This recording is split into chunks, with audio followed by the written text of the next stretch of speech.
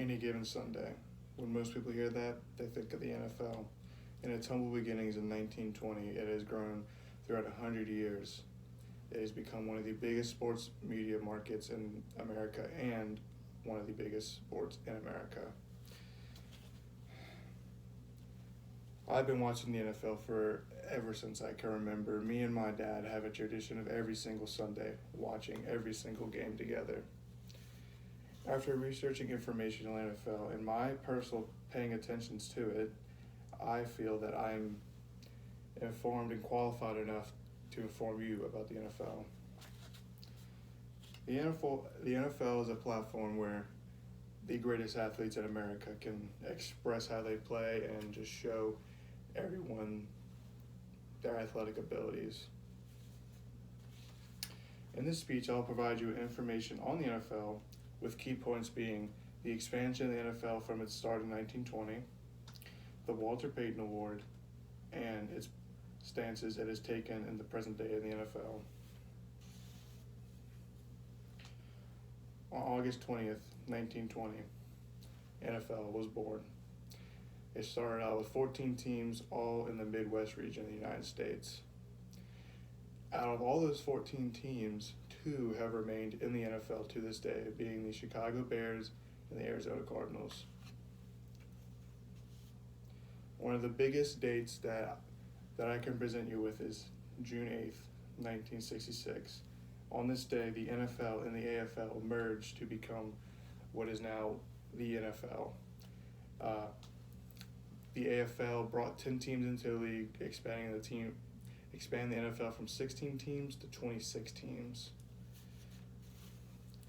Other key dates that have expanded the NFL: in 1976, the Tampa Bay Buccaneers and the Seattle Seahawks had joined the NFL to make the NFL 28 teams.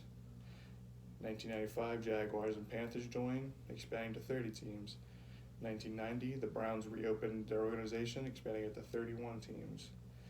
2002, the final team that has joined ever since, the Houston Texans, making it a 32-team league. The Walter Payton Award. Walter Payton Award is one of the greatest awards an NFL player can achieve. I would even go to even saying it is bigger than the MVP. The Walter Payton Award is presented to the best humanitarian out of all the players, meaning people who have given back to their cities and given back to their communities, trying to make everything better where they live, where they're from, just being a great human. Notable winners of the Walter Payton Award would be Drew Brees, Eli Manning, Larry Fitzgerald, and J.J. Watt. These are true examples of what NFL players should be. I want to talk about the present day NFL. In the NFL nowadays, we are seeing massive contract deals worth too much money. We are seeing minimal fans and how the NFL is reacting to that. And also the NFL's stances on voting registration and on ending racism. The NFL has took into their own hands trying to get people to vote. And in my opinion, I feel that it makes the players look more human to us and less of superstars, and really brings us together as one people.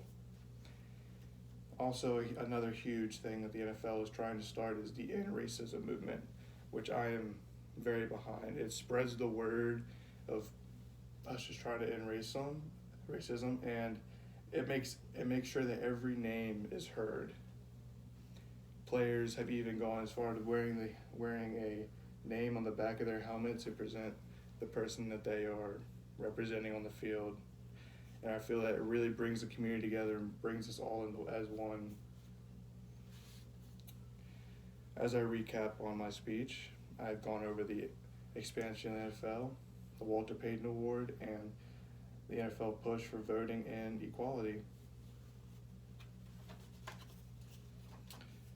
Again, I've watched the NFL for years. I have learned all the in and outs of the NFL and what it has to offer for every person that's in the NFL. As I close, if you're not a viewer of the NFL, it's okay. But I urge you to look up these organizations that the NFL is pushing and try and at least give it a shot and learn about the humanitarian work, and racism work that they're trying and pushing so hard. And thank you for listening.